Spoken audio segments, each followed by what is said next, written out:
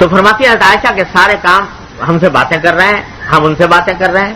فَإِذَا حَضَرَتْ الصَّلَاةُ، لیکن فرق یہ تھا کہ جب نماز کا وقت آ جاتا تو ایسا لگتا جیسے کہ آپ ہمیں پہچانتے بھی نہیں ہیں. یا تو یہ عالم ہے کہ ہنسی دل لگی بھی ہو رہی ہے اور باتیں بھی ہو رہی ہیں، اور جب نماز کا وقت آتا تو آپ ایسے ہو جاتے جیسے ہمیں پہچانتے تک نہیں. اور بعض روایتوں میں لفظ ہے مرہ کأن یعرفنا، ایسے اٹھ کر چلے جاتے تھے جیسے ہمیں پہچانتے بھی نہیں. کہ جب اللہ تبارک و تعالیٰ کی طرف سے پکار آ گئی تو اس کے بعد بس اب اصل جو کام تھا اس کی طرف متوجہ ہو گئے. بس یہی ہے سارا مطالبہ ایک مسلمان سے کہ رہے دنیا میں، دنیا کو برتے، دنیا کے کام کرے، لیکن جب اللہ تبارک و تعالیٰ کی طرف سے کوئی مطالبہ آ جائے تو اس وقت میں یہ دنیا اس کے راستے میں رکاوٹ نہ بنے، بلکہ اس وقت اللہ تبارک و تعالیٰ کے اس مطالبے کو پورا کرے. یہی سارا دین ہے اور یہی سارا تصوف ہے، یہی ساری شریعت ہے، یہی ساری طریقت ہے کہ اس موقع پر انسان دنیا کے ان مشاغل کو اپنے اوپر غالب آنے نہ دے.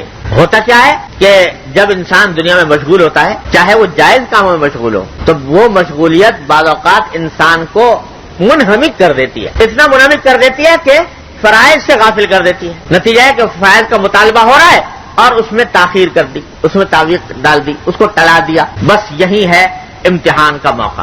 یہ جو تاخیر یا تعویق یا ٹلانے کی بات ہوتی ہے وہ نفسانی سستی کی وجہ سے. نماز کا وقت آ گیا، لیٹے ہوئے ہیں اور نماز کا وقت آ گیا، اب سستی آ گئی کہ بھئی طبیعت میں سستی ہے، اٹھا نہیں جا رہا. اب یہی ہے بس امتحان کہ آیا اس سستی کے مطالبے کو مانے یا اللہ کے مطالبے کو مانے. بات چیت ہو رہی ہے، مزہ آ رہا ہے، گپ شپ ہو رہی ہے اور اس گپ شپ کے اندر دل لگا ہوا ہے، لطف آ رہا ہے، دوستوں کے ساتھ بیٹھے ہیں، نماز کا وقت آ گیا. اب اس وقت یہ گپ شپ کے جو چلی تھی وہ انسان کو کھینچتی ہے کہ بھئی مزہ آ رہا ہے، ذرا چلو تھوڑی دیر رک جاؤ اور تھوڑا سا آگے بڑھ جائیں اس میں، پھر بعد نماز پڑھ لیں گے بعد میں. یہ سستی پیدا ہو اور اس لذت کے اندر انسان محو ہونے لگا. بس یہی موقع ہے انسان کے امتحان کا کہ آیا وہ اس وقت اس لذت کے مطالبے کو یا سستی کے مطالبے کو ترجیح دیتا ہے یا حی علی الفلاح حی علی الفلاح کو ترجیح دیتا ہے. تو ہم کمزور لوگ اس سستی والے مطالبے کو ترجیح دے دیتے ہیں، لذت والے مطالبے کو ترجیح دے دیتے ہیں حی علی الفلاح حی علی الفلاح کے مطالبے کے مقابلے میں.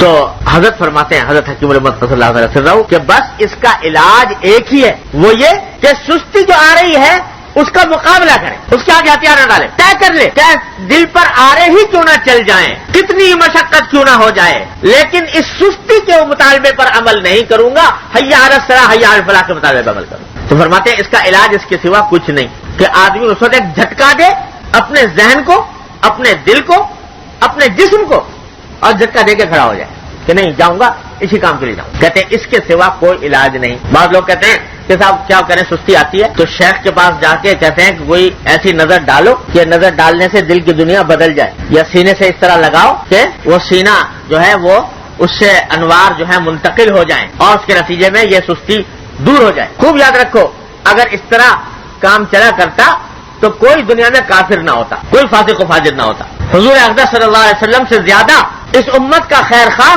اور اس امت کی فکر میں راتوں کو جاگنے والا کوئی اور ہو نہیں سکتا. لیکن آپ کے بارے میں فرما دیا قرآن نے انک لا تہدی من احببت، آپ جس کو چاہیں اس کو ہدایت نہیں دے سکتے، اپنی خوشی سے اپنے اختیار سے کسی کو ہدایت نہیں دے سکتے. اللہ تعالیٰ نے یہ دنیا بنائی ہے دارالعمل، تو اس طرح سینے سے منتقل ہو کر سینے میں منتقل ہو جائے، نور منتقل ہو جائے، یہ نہیں ہوا کرتا. اللہ کی سنت یہ نہیں. اللہ کی سنت یہ ہے کہ ہر انسان اپنے عمل کا مکلف ہے، اس کو سستی کا مقابلہ کرنا ہے، اور جتنا مقابلہ کرے گا اتنی ہی ہمت میں قوت آئے گی، اتنی ہی سستی دور ہوگی. یہ سستی کا علاج، سستی کا معاملہ یہ ہے کہ جس نے اس کے آگے ہتھیار ڈال دیے یہ اس پر چڑھ بیٹھتی ہے جس نے ہتھیار ڈال دی، اور جو اس کے آگے ڈٹ گیا کہ نہیں اس کا مطالبہ نہیں مانوں گا، تو یہ سستی پھر اس کے آگے رفتہ رفتہ پگھلتی جاتی ہے، پھر اس کے اندر کمی آتی جاتی ہے.